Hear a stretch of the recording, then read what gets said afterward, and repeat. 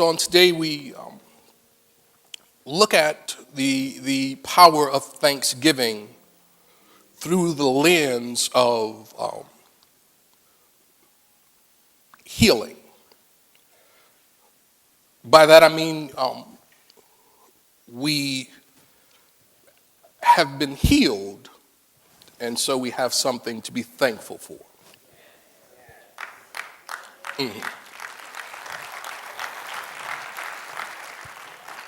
One of the things I recognize, and as I was sitting with this lesson, and I imagine that perhaps many of you recognize it too, is that our conditioning has taught us that healing is primarily for the body. In fact, most of our institutions of healing and care are established so that they can facilitate healing for the body. The problem is when we view the body primarily, instinctively, unconsciously, and carelessly through the paradigm of the body as only being the physical organism,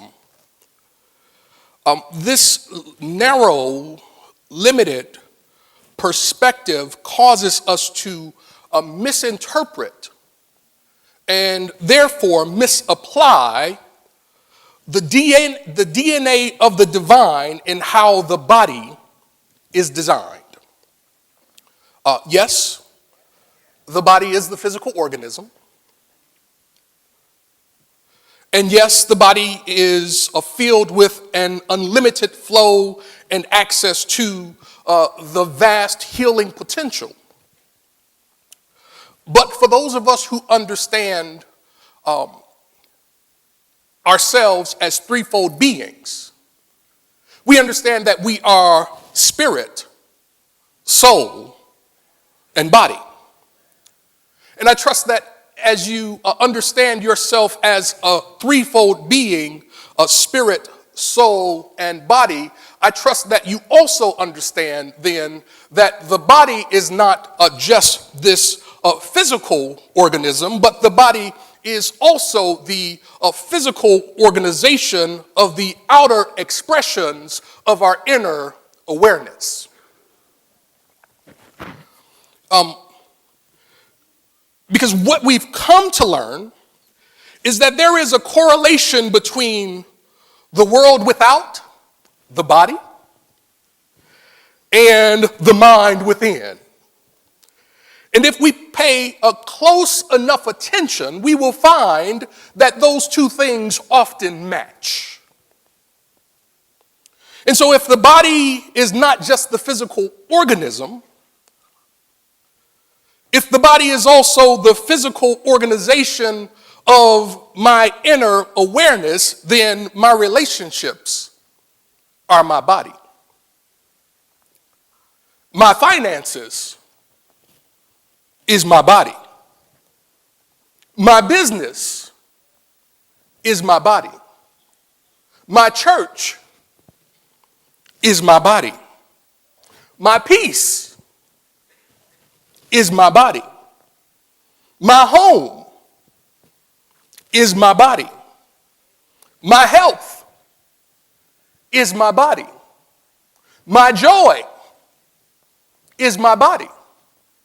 My neighborhood is my body. My prosperity is my body. Because the body is also the physical organization of my inner awareness. Let me say it to you this way. As within, so without. And so whenever I allow myself to be conditioned by the narrow perspective that the body is only this physical organism, then I am also missing the feedback that the expression of my consciousness is constantly sharing with me. And so I might think that my body needs to be healed, but I don't think my money needs to be healed. I might think I need a new relationship, but I might not think I need a new peace of mind. And so I let my mind stay in pieces while I search for peace.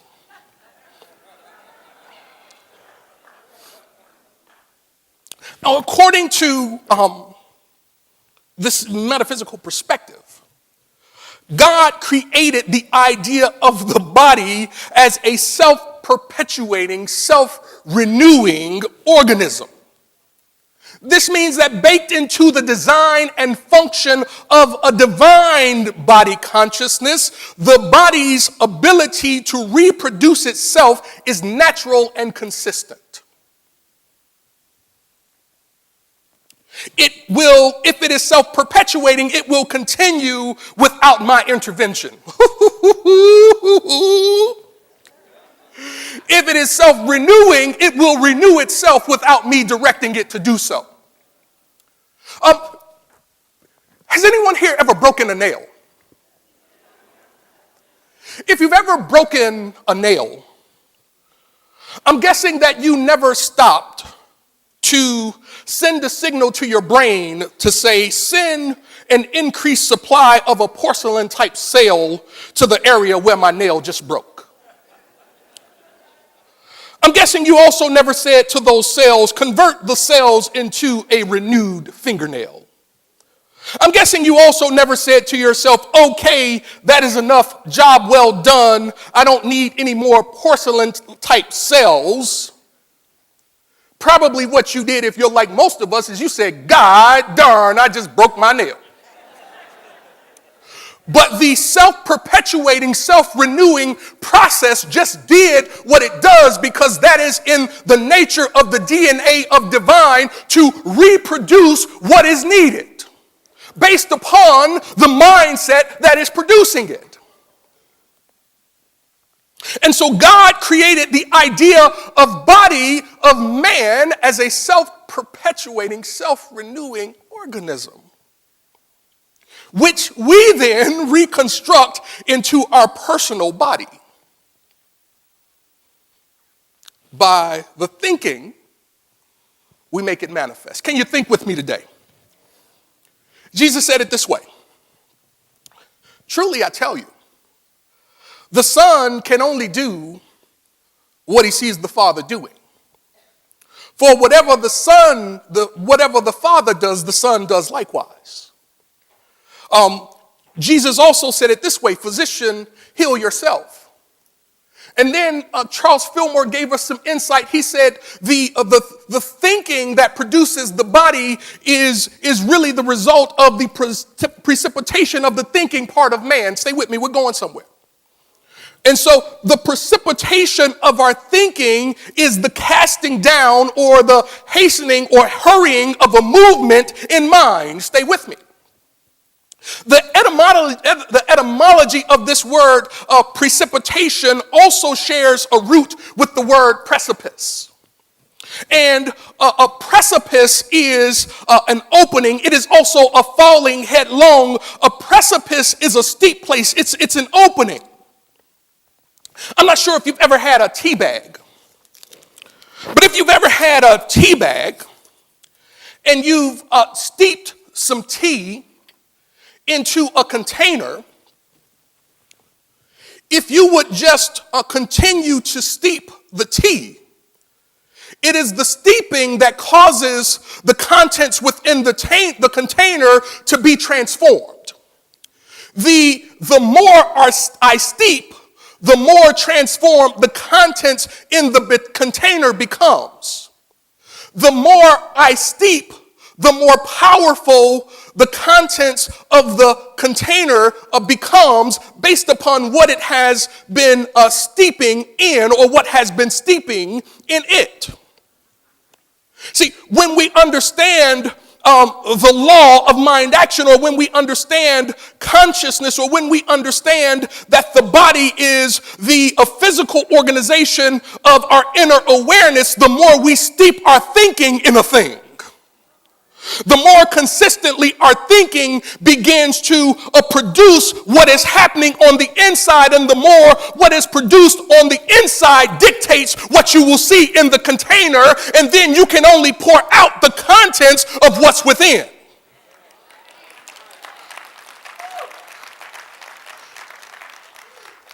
And so, if my thinking is the thing that is transforming the contents, oh my God. If my thinking is because I don't want you to get it twisted. See, if you get it twisted, you will think that it is the tea bag itself. But I do not believe that it is the tea bag, but rather I believe it is the contents that are found within the tea bag.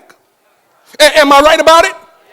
And so if it is the contents that are found within the tea bag, it doesn't matter what you wrap it in. If the contents are faulty, then the result must be faulty. But likewise, if the contents are good and right and pure and just, then what happens in the container must be good and right and pure and just.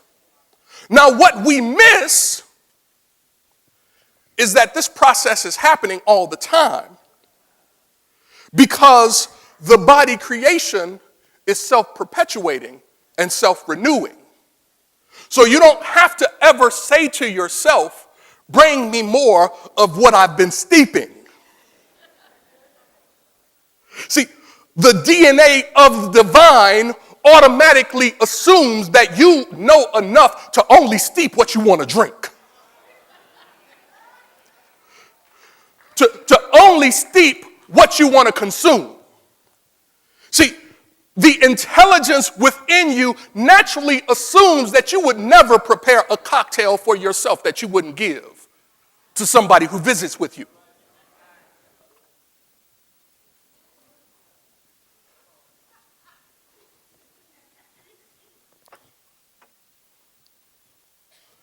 And so, if then we are told by Jesus to be physicians who heal ourselves, and if then the steeping of our thinking is what determines what shows up not only in our container, but what will ultimately be poured out from our life, then it makes not only sense to us, it makes intelligence for us to watch what it is we're steeping.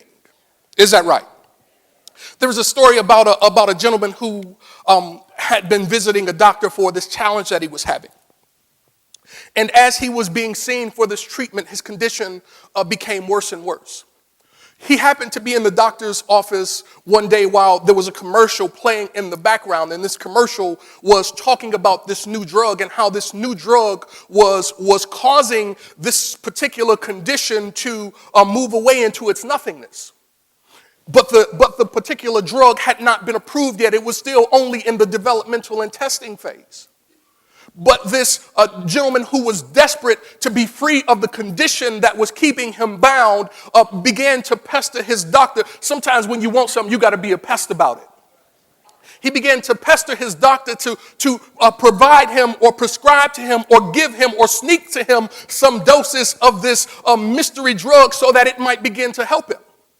The doctor, after sometimes of being bugged, how many of you know that sometimes when people bug you too much, you just go ahead and give them what they want? The doctor, after being bugged for too long, decided to just go ahead and inject the patient with this new unauthorized, unapproved drug. As faith would have it, say faith. As faith would have it, the man's condition started to go away. The things that they were seeing, they were no longer seeing because the gentleman had faith in the drug. But a short while after that, after a couple months, he saw on the news that this drug that he had was proven to not have the effect he thought it had. And interestingly enough, the condition that was disappearing came back. So after having lost faith in the drug, and after the doctor having seen his results sensing that it was not the drug that was transforming him, but his thinking about the drug that was transforming him, decided to tell the gentleman that what you got was an old dosage.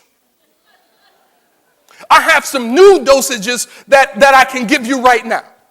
And so the doctor gave him a shot of the new dose. And interestingly enough, the symptoms started to disappear again. The gentleman started to get better and be better and do better and have better. And the doctor this time had only shot him with pure water.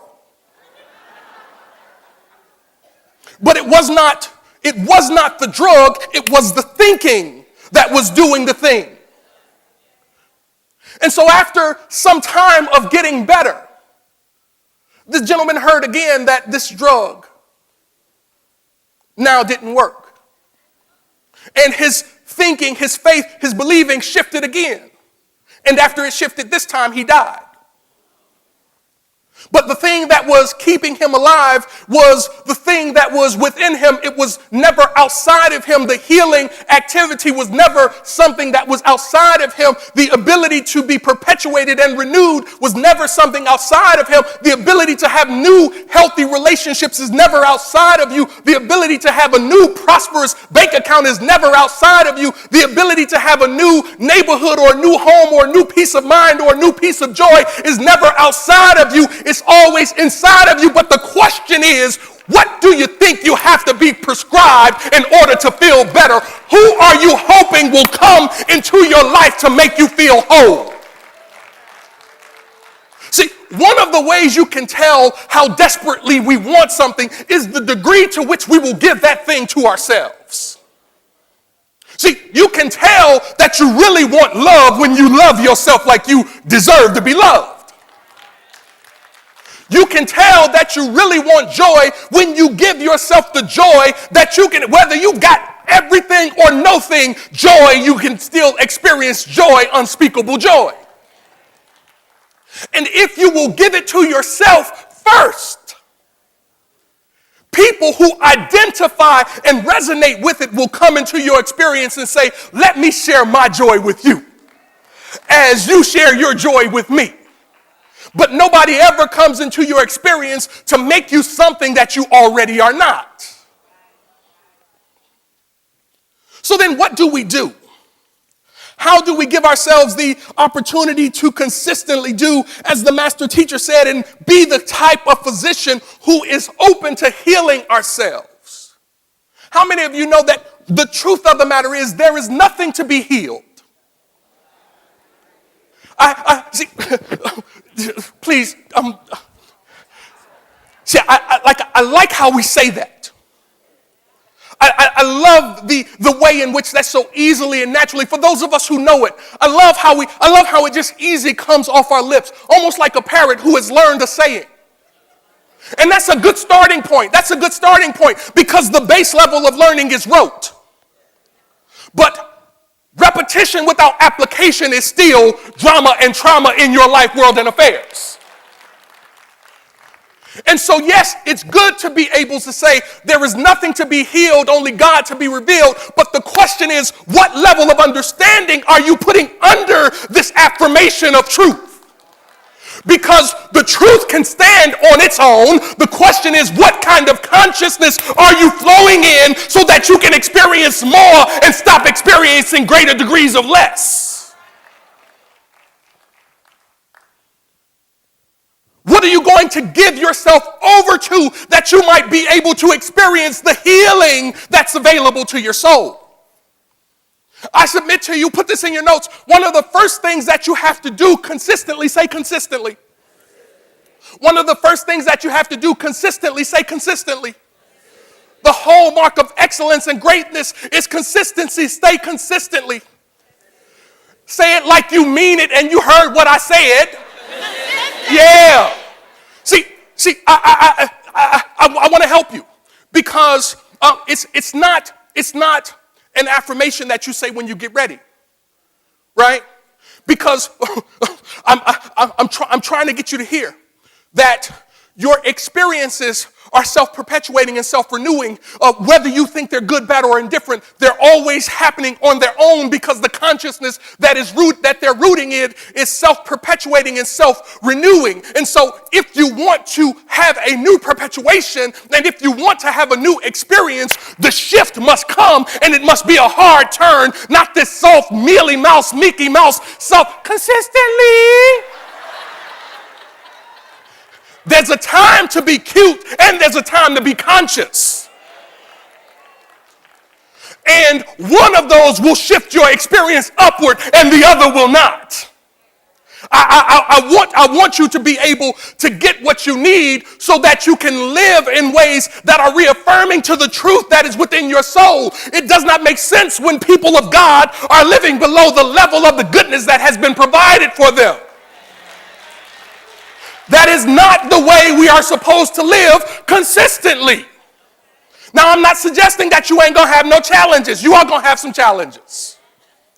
But it's a heck of a thing to have an umbrella when you're about to go through a storm. And I want you to have your umbrella whether you need it or not. So one of the first things that you must be able to do is change or turn your mind. You must be able to change and turn to the Christ mind within you. This is the first thing you must be able to do in order to consistently produce this healing consciousness. What I love about Jesus is he was always flipping the status quo. He was always turning what was the norm on its head. And so when Jesus is saying to the people, the physician, you can heal yourself, for many of us, that seems like it's a bit inconsistent. But it's absolutely consistent if we understand that the way you are made continues to work the way it's supposed to work. And what you are producing is consistent with the consciousness that is self-perpetuating and self-renewing. And so if you cannot change the mind, then by essence and nature of how you are created and how the body functions, you must continue to experience what you have right now if you will not change and shift up. So if what you have right now is good for you, then that's cool. I'm not tripping and I'm not judging. But my God, I believe God has more for me. And I intend to walk in the fullness of all that has been provided for me. I have good health. I want to have great health. I have good relationships. I want great relationships. I have some money. I want a whole bunch of money. I have some prosperity. There is no limitation to the prosperity that's available to me. There is no, here, dig this, get this, get this, get this, get this, get this, get this, get this, get this. How many of you know that there is more than enough money everywhere for everybody to have what they need? The notion that there is a limitation of it is some fanciful creation of folk who want to keep your money away from you. There is no limitation. There is more than you and I can imagine, and when they need more, they just produce more. So it's not limited. The only place it's limited is in my mind's eye. And I'm saying, here is how you shift it. You turn to the Christ mind. Dig this. When you turn to the Christ mind, you must, or you will be forced to, or you have to, or you must be willing to release any and every notion that you can be separated from the good that you desire. See, when you turn to the Christ mind, when you turn to the God mind, when you turn to the ideal mind, you must be willing to release the idea that you can be separated. For many of us, our biggest challenge right here and right now is we think we're separated. We did an exercise in my class, and one of the things that we do in my class is we talk about being God in expression. And I love my class because we're very honest, and one of the things that one of the members in my class says, it just makes me really uncomfortable when I say that I am God or I am one with God. Because my demonstration suggests that I am unworthy. But the truth of who you are has nothing to do with your demonstration. The demonstration is a reflection of your consciousness. It is not a reflection of what I am. And so it doesn't matter how many broken relationships you've had, you're still whole. It doesn't matter how many broken pocketbooks you have, you're still whole. It doesn't matter how many hospital visits you had, you're still whole. The key is to reconnect, and you cannot reconnect and feel separated at the same time. You have to be willing to give one of those up. And so the broke you and the rich you have to separate at one point. Are you willing to turn to the Christ mind? Because if you can, then you can recover the original pure insight and see clear through to the illusion. Most of it is just an illusion. Most of it is just an illusion. The second thing you need to do, after you turn to the Christ mind, the second thing you must do is lay hold to the divine idea. Lay hold to the divine idea. When you enter into your prayer time, when you enter into your Thanksgiving time, keep your ear attuned to what God needs for you to hear in that moment. That is what you want to focus on when you come out of your prayer experience. So if God says your health, then it doesn't matter what any other report says. If God says you're free, then it does not matter what the situation and circumstances are suggesting, because there can only be one omnipotent, omniscient, omnipresent authority. And if you will relinquish the limitations, what you will find is that you can't help but rise and raise in consciousness. Are you with me? So as Meister Eckhart said, all God wants of us is to let go of ourselves so that God can be God in us so through and through. But it requires that we wake up. The next thing I need you to do is recognize, oh my goodness, recognize that what you receive is a byproduct of your divine inheritance and your divine consciousness. Know that you can never receive what is for somebody else. Know that somebody else can never get what is for you. It makes no sense to spend a moment's time being jealous about what somebody else has. Right? Their pint consciousness couldn't even hold your gallon demonstration. And maybe your gallon demonstration can't even hold somebody else's keg mentality. And maybe somebody else's keg mentality can't even hold the capacity of a Lake Michigan demonstration. We can only hold the container for which our consciousness is best suited. And so it's a complete waste of energy and effort to focus on what you have and be jealous about that. Because the key is not to focus on yours, but to focus on me. And if I am better today than I was yesterday, then I am open and receptive to what God needs me to be in this moment. Are you with me? Remember that you will only be able to use these bodybuilders at the level to which your thinking and feeling can accept them. So you have to be able to exercise and train your mind. How do you exercise and train your mind? You exercise and train the way you think and feel through your prayer, through your meditation, through your worship, and through your fellowship.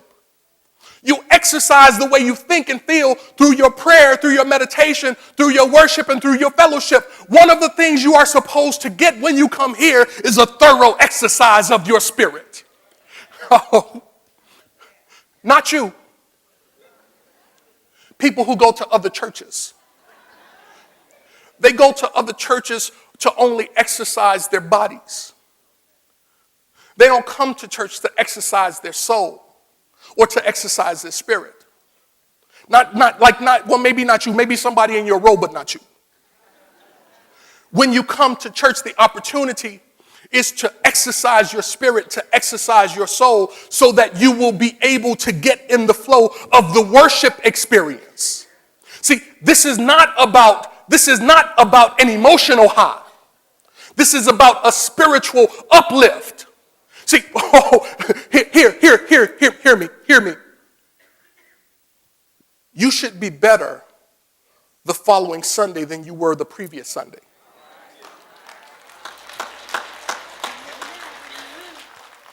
None of us should be where we were in October. None of us should be where we were in September.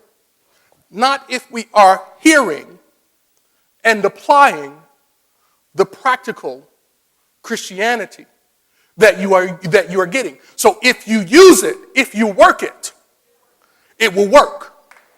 If you just clap for it, you will get physical exercise.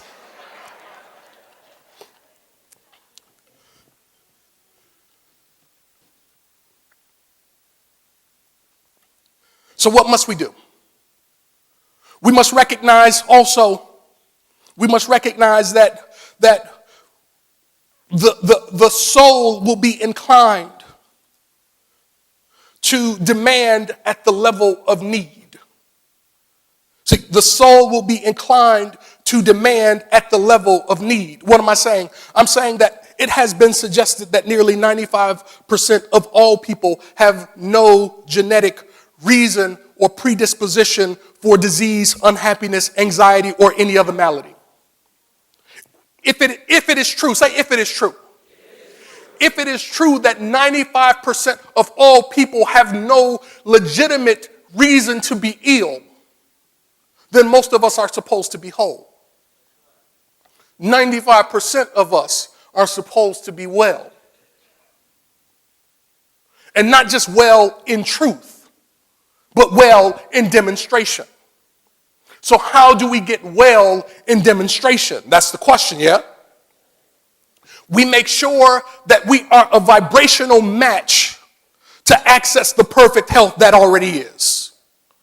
We make sure that we do not talk about stuff that's missing. We make sure that we do not focus on shortages and bad luck and what we don't have. We make sure that we only focus on what we want to create, and we allow ourselves to be aligned with the creative flow so that we can experience it abundantly. See, here is the good thing about God. God is not a God of a little. I said to my class the other day, there is no difference between the rain that was dropping earlier this week and the abundance that is intended. It should fall just as easily and just as frequently. Y'all got quiet on me. So I want us to understand what we have and to work it so that we don't have to live our lives like Kevin. Who is Kevin, you asked? Kevin is a gentleman who walked into the doctor's office. And when he walked in, the receptionist asked him, "What do you have?" Kevin said, "I have shingles." So the receptionist wrote his name down. She took his address, took his medical insurance number, made a copy of his ID, and told him, "Have a seat." 15 minutes later, a nurse's aide came, asked Kevin, "What do you have?" Kevin said, "I had shingles." She wrote down his height. She wrote down his weight. She had him complete some forms. And then she had him go sit in the examining room. Half hour later, a nurse showed up. She came to Kevin. She asked Kevin, "What do you have?" He said, "I have shingles."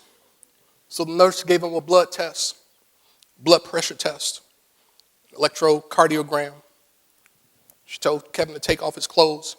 The doctor would be right in. About an hour later, the doctor came in. He found Kevin sitting patiently, nearly nude.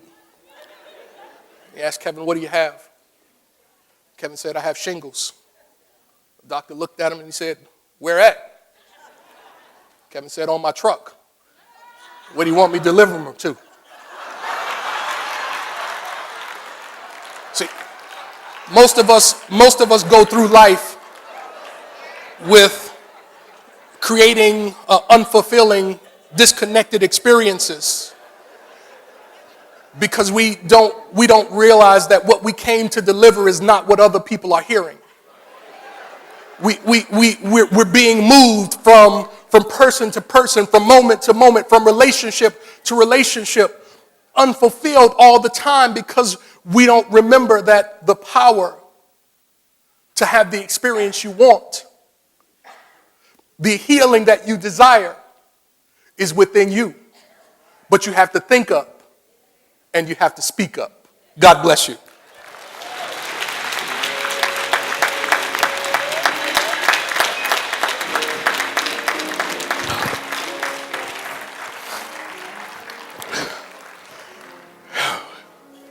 take your tithe, your gift, your love offering, GF3 contribution. However you have come prepared to give, to share, to sow into this Jesus Christ ministry. If you'll take those into your left hand, cover them over with your right hand.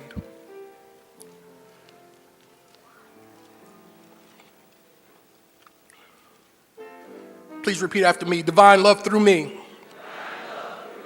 blesses and multiplies all that I give and all that I receive. If you would like to give on this morning and for whatever reason you find yourself unable to, I want to ask you to hold the divine intention. Know that there is power in your thinking.